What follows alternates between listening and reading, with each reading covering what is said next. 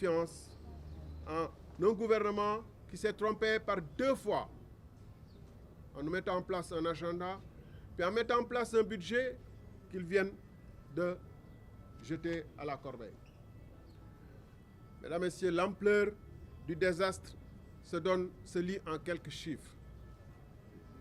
Explosion de la dette, du service de la dette publique, c'est-à-dire ce qu'on paie chaque année en intérêts et en commissions, ainsi qu'en remboursement du principal sur la dette, chaque année. Donc la dette publique représente aujourd'hui 40% des dépenses budgétaires. Ça veut dire que si on nous annonce un budget de 9 500 milliards, les 40% sont consacrés, non pas à la santé, non pas à l'éducation, non pas aux investissements, mais à rembourser la dette. 40% de notre budget. Il nous reste 60% pour les autres, y compris l'investissement. Il a atteint un niveau vertigineux de 3 855 milliards de francs CFA pour la seule année 2025, ce service de la dette. C'est ça qu'on va rembourser cette année. C'est-à-dire plus de 321 milliards en moyenne par an, par mois. Sur la dette, toujours, il y a une contradiction entre le fait de dire que le gouvernement passé, et c'est vrai, s'est endetté à un niveau inadmissible. Donc normalement, on doit freiner l'endettement. Mais le gouvernement actuel est contraint de contracter de nouveaux emprunts à des taux, à des montants inédits. 4 574 milliards pour la seule année 2025, après avoir emprunté 4 464 milliards en 2024, là où le gouvernement précédent avait prévu pour 2024 des emprunts de 2 000 milliards et quelques. Eux, ils ont doublé. Et cette année, ils vont passer à 4 574 milliards. C'est-à-dire plus de la moitié de notre budget va provenir d'emprunts. La masse salariale en hausse, ce qui devrait les contraindre à limiter les recrutements fantaisistes.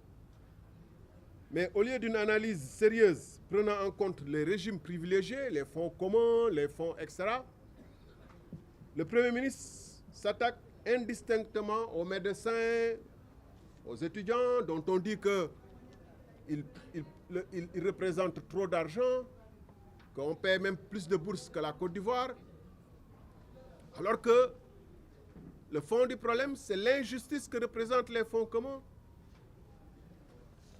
Taper sur les étudiants sans taper sur les privilégiés, taper sur les médecins sans taper sur les privilégiés, sur ceux qui gagnent 5 millions par mois et plus, n'est pas juste. S'attaquer aux maigres bourses et ne pas s'attaquer à ceux qui gagnent 5 millions par mois n'est pas juste. Licenciement massif, sans approche concertée ni alternative viable, touchant des milliers de nos concitoyens. On a vu dans certaines agences, les DG se prennent pour des dieux et licencient à tout va 700 agents dans une société nationale. Et pour les remplacer par des militants, ce qu'un de leurs ministres avait dit, coûte la vie insupportable soutenable pour des millions de Sénégalais.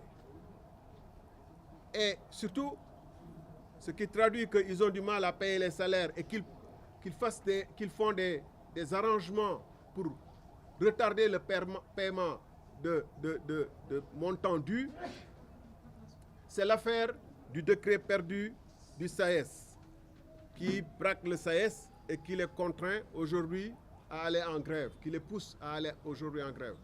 Vous vous souviendrez que ce décret concerne le paiement des pensions des veufs et des retraités du SAES, de l'enseignement supérieur, autant pour moi. Et que ce décret les termes du décret avaient fait l'objet d'accord, mais il est perdu depuis, soi-disant, plus de 6 mois, ce qui n'est qu'une façon de retarder le paiement parce qu'ils n'ont pas l'argent, comme ils retardent le paiement des bourses des étudiants. Maintenant, ils font perdre le décret.